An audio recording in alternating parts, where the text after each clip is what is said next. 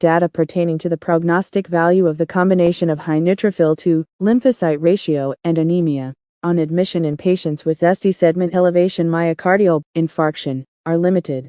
The objective of this study was to investigate the clinical value of baseline neutrophil to lymphocyte ratio in combination with anemia in predicting clinical outcomes after ST segment elevation myocardial infarction. A total of 5,194 consecutive patients with ST segment elevation myocardial infarction within 12 hours of symptom onset from the Korea Acute Myocardial Infarction Registry National Institute of Health database between 2011 and 2015 were categorized into 4 groups according to their neutrophil to lymphocyte ratio and hemoglobin levels: low neutrophil to lymphocyte ratio without anemia, high neutrophil to lymphocyte ratio without anemia, low neutrophil to lymphocyte ratio with anemia, and high neutrophil to lymphocyte ratio with anemia.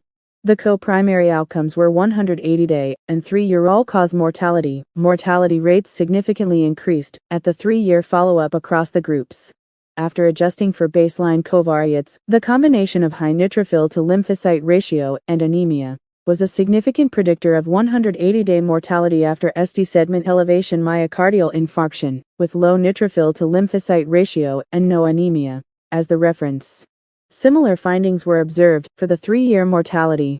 This nationwide prospective cohort study showed that the combination of high neutrophil to lymphocyte ratio and anemia is a strong predictor of all-cause mortality after ST segment elevation myocardial infarction.